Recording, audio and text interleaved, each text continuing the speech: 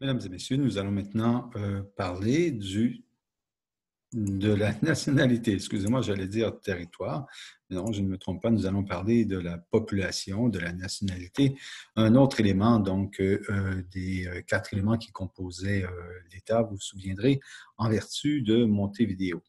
Donc, cette nationalité, de cette population, excuse-moi plutôt, nous avons dit qu'il y en avait toujours deux catégories.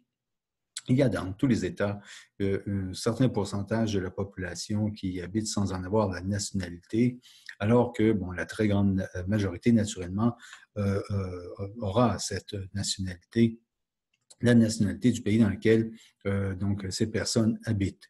Et je vous ai dit, même dans les pays les plus fermés, il y aura nécessairement des personnes qui n'ont pas la nationalité, puisqu'il y aura fort probablement des fonctionnaires étrangers, des fonctionnaires internationaux, des corps diplomatiques, et toutes ces personnes n'ont généralement pas la nationalité du pays d'accueil.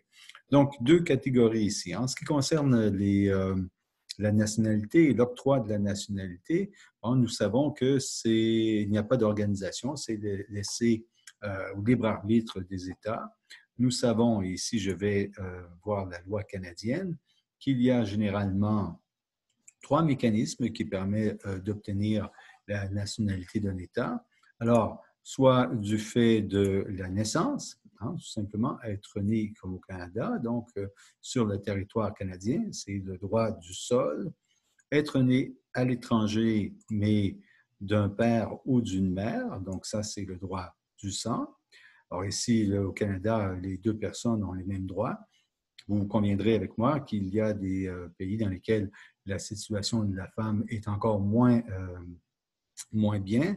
Donc, ça pourrait varier. Peut-être, il est tout à fait possible que dans certains États, on ne puisse obtenir le droit de la citoyenneté, la nationalité, qu'en raison de la citoyenneté du père et non pas de la mère. C'est tout à fait possible. Et vous avez dernière méthode, c'est donc obtenir la citoyenneté par attribution ou acquisition. Ici, on fait référence à l'article 5, c'est la naturalisation, c'est-à-dire ces personnes qui, étrangères, s'installent au Canada et demandent donc à devenir canadiennes, à avoir la nationalité canadienne. En l'occurrence, l'article 11 ici ne nous intéresse pas, donc je ne m'y attarde pas. Donc, trois méthodes qui sont laissées au libre arbitre des États. Un État peut tout à fait décider de n'accorder que la nationalité sur la base du droit du sang, ou alors le droit du sol, ou alors un mariage des deux, droit du sang, mais ce ne sera que le père, etc. Droit du sol, oui, mais à condition d'habiter depuis déjà un certain nombre d'années. Les États vont déterminer comment organiser le tout. Généralement, en droit international, nous prenons acte de la décision de l'État qui aura accordé sa nationalité. Ben, nous prenons acte, pas toujours, puisque excuse-moi, nous avons vu l'affaire Notenbaum ici, hein, cette affaire Notenbaum, où, au contraire, justement, un individu a revendiqué avoir la nationalité liechtensteinoise, donc pour éviter donc l'application d'une loi sévère qui conduirait à la saisine de toutes ces entreprises. Et vous avez vu que ici, l'État d'accueil a fait valoir qu'il ne voulait pas reconnaître les avantages propres à la nationalité liechtensteinoise puisqu'il considérait que cette nationalité n'était pas effective, hein, que la nationalité n'était pas effective. Et nous avons vu que la Cour internationale de justice a reconnu effectivement cette possibilité à l'État et a reconnu qu'il était possible de faire valoir qu'une nationalité n'est pas effective. Alors, évidemment, comme je l'ai déjà dit, le contexte ici est un peu particulier. C'était pendant la Deuxième Guerre mondiale, mais tout de même, cette règle de droit demeure. Et dans votre livre de référence, comme je vous l'ai indiqué, l'auteur d'ailleurs l'utilise, mais à l'inverse, hein, c'est-à-dire fait valoir qu'il serait possible pour un État de prétendre accorder sa protection consulaire à un individu qui est détenu par un État dont il a également la nationalité, en faisant valoir ce principe de la nationalité effective pour, dans le fond, ça reviendrait à dire ma nationalité est plus forte que la tienne n'existe que sur papier, donc permettez-moi d'offrir la protection consulaire à mon ressortissant, nonobstant le fait qu'il soit également votre ressortissant. Puisqu'on parle de cette protection consulaire, alors on va retourner voir notre écran ici. Et dans cette protection, excuse-moi, j'ai dit consulaire, oui, c'est bien ça, protection consulaire, nous avons deux arrêts qui ont été produits ici de la Cour internationale de justice, l'affaire Lagrande, dans laquelle nous avions des frères d'origine allemande, les frères Lagrande, qui donc ont été arrêtés par les États-Unis. Et malheureusement, il y en a même un qui a été exécuté.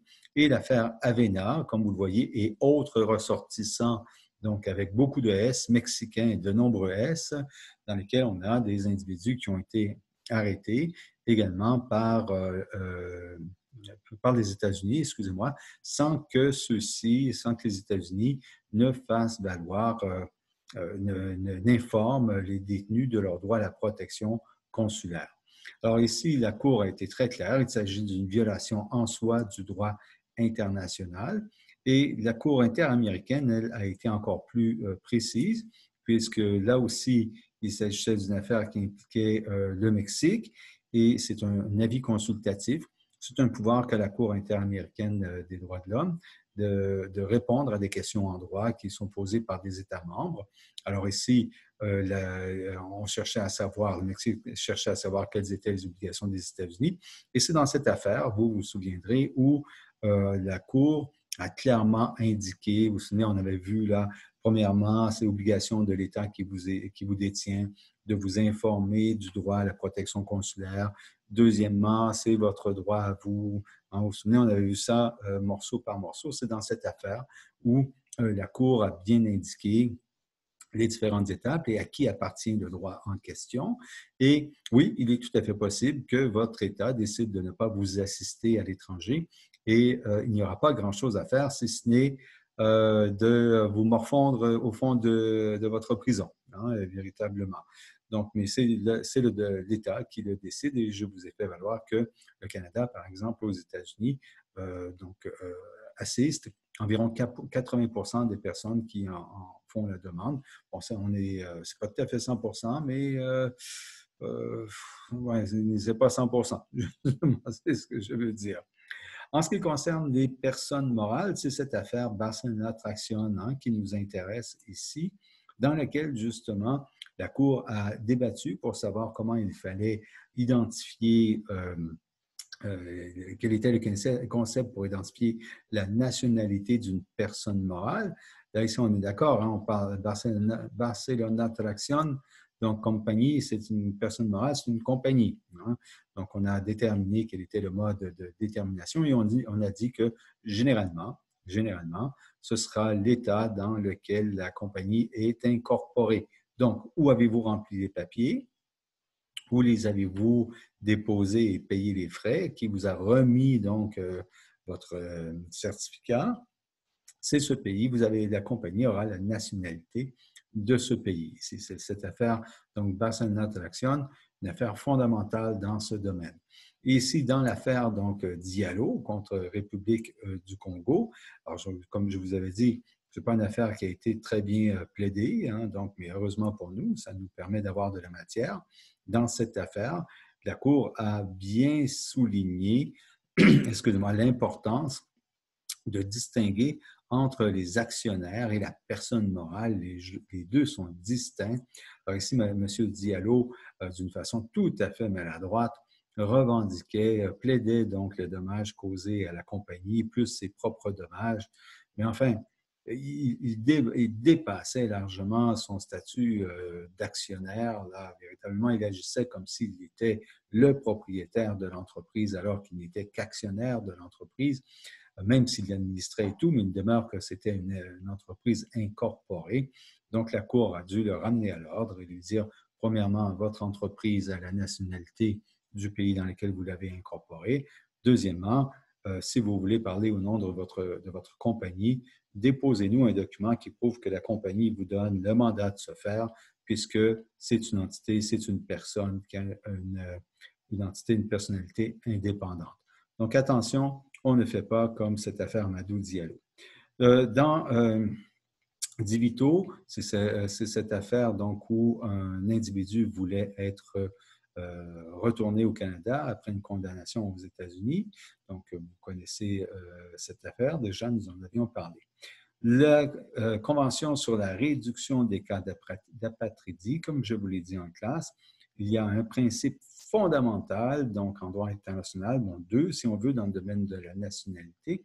Toute personne a le droit à une nationalité, mais le droit international ne va pas plus loin.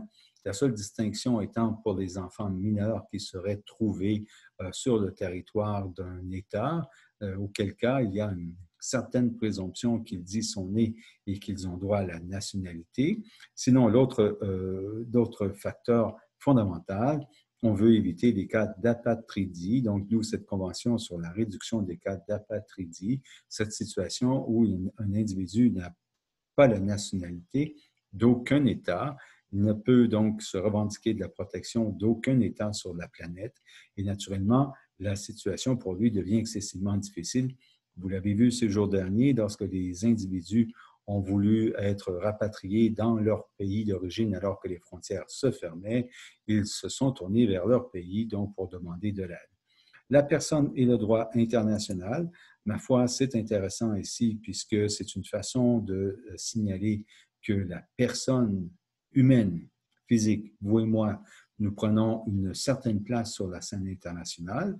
Maintenant, il nous est possible de saisir des tribunaux internationaux pour faire condamner des États lorsque leurs droits ou leurs pratiques administratives violent nos droits fondamentaux et les États vont s'exécuter et voire même aller jusqu'à modifier leurs lois, en plus de nous donner donc certaines sommes pour compenser les dommages qui leur ont été causés. La Cour interaméricaine est très généreuse à cet égard et est très, très, très créative. Donc, il y a cette possibilité. Et de même, il ne faut pas oublier que même les personnes peuvent être condamnées par des tribunaux internationaux lorsqu'ils vont poser des actes criminels, de nature criminelle, qui violent les droits fondamentaux de la personne d'une façon importante. Donc, sans qu'on puisse prétendre que la personne humaine est une personnalité juridique internationale, force est de conclure que nous avons de plus en plus une place sur la scène internationale. Merci.